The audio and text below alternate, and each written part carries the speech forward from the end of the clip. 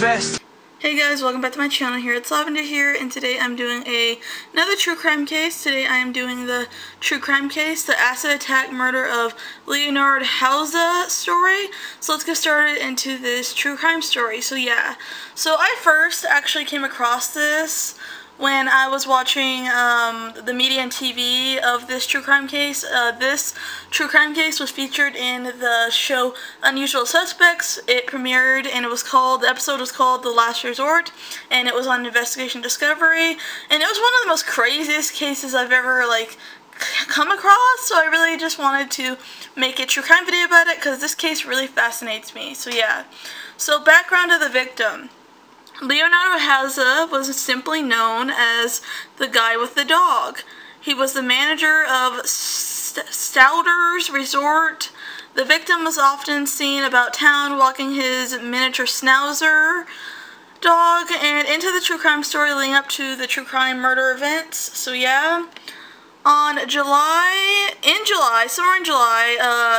Leonard, 63, was putting groceries in the trunk of his vehicle, his car. While he was doing that, a random man came behind him, said "hey" to him, and he turned around in the Publix parking lot and threw an igloo cooler full of sulfuric acid over him. He was burned over 66% of his body and later died of his injuries 11 days later after the incident occurred. Its killing shocked the community of 4,000 people in the area.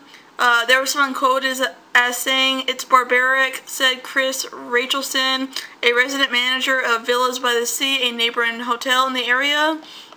Police had no suspects, but they say that the murder does not appear to be random.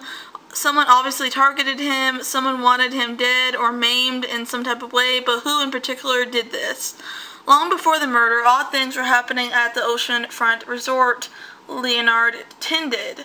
On 3 occasions, beginning in May 1999 and ending in November, someone dumped motor oil into the kidney-shaped motel swimming pool, costing thousands of dollars in damage.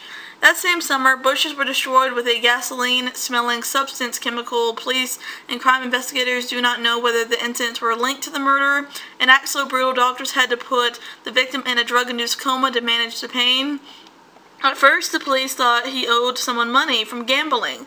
However, the victim's wife, Edith, who controlled the family's purse financial situation strings, told authorities that she and her husband frequented the Pambo harness track, but she said that was years ago and told police she knew nothing of no gambling debt. A co-worker later commented and quoted being said, "We talked a lot and he never ever once mentioned even betting on a football game," Rose said, and he worked 7 days a week there. "I don't know when he'd get the time to gamble." Investigators later had made a public plea for information, not only about the crime, but to the victim himself. There's a piece of the puzzle missing. One of the crime investigating authorities said, "This much is known. Sometime after Leonard Houda arrived at the hotel, a feud began with the neighbors in the Eaglemar Condominium Association across the street in the 4500 block of El Mar Drive. The dispute involved a formerly shared strip of oceanfront land sidewalk area, including shuffleboard court and a picnic area that the Edmar owners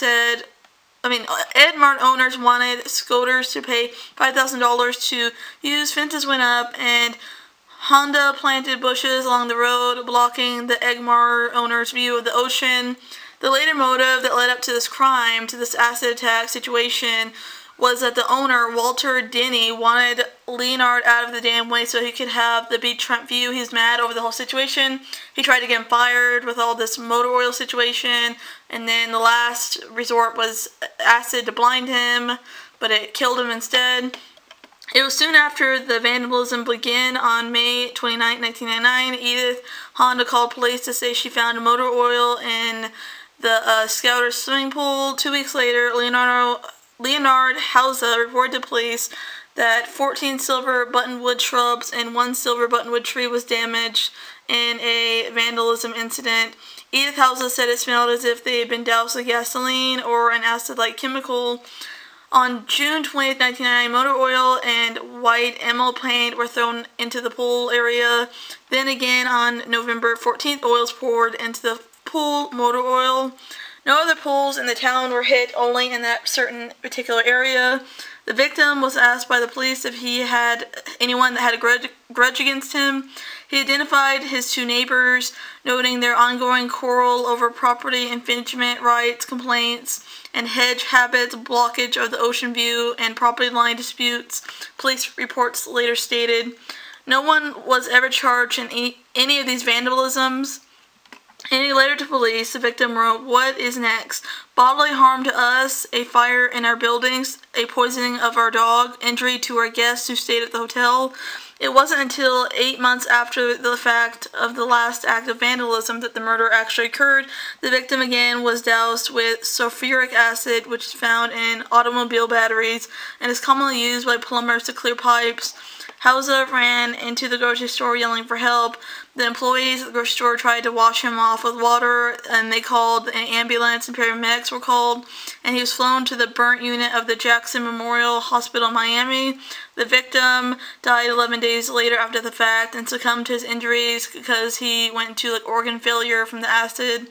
Several witnesses in the area told authorities and the police that they saw a white man in his early 30s fleeing the scene of the crime. He was about 6 feet tall, 150 pounds, wearing no shirt and white pants, possibly stained with paint.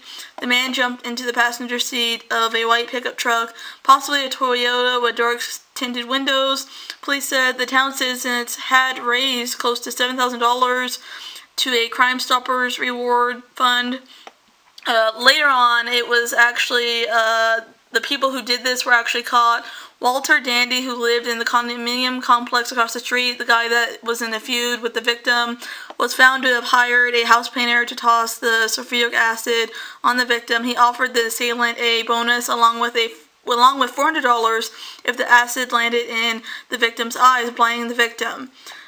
Neil, on the people involved, that suspect Neil, he was actually offered $165,000 for this, and the getaway driver, Emilio, would get $16,000 from his role in being the getaway driver.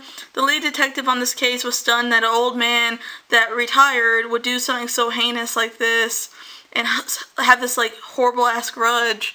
Walter Dindy, now in his early 80s, is serving a life sentence. Well, actually, mid-80s, is serving a life sentence in prison for planning the fatal attack on the victim. Neil Bross, now 58, he's probably older by now, who's hired to throw the acid from a cooler, is scheduled for release later this year. A third man, Emilio Carvinian, now 60, he's probably older than that now, who drove the getaway vehicle, is serving a 25-year prison term. So if you guys like this video, don't forget to comment, like, and subscribe. Bye guys, next video.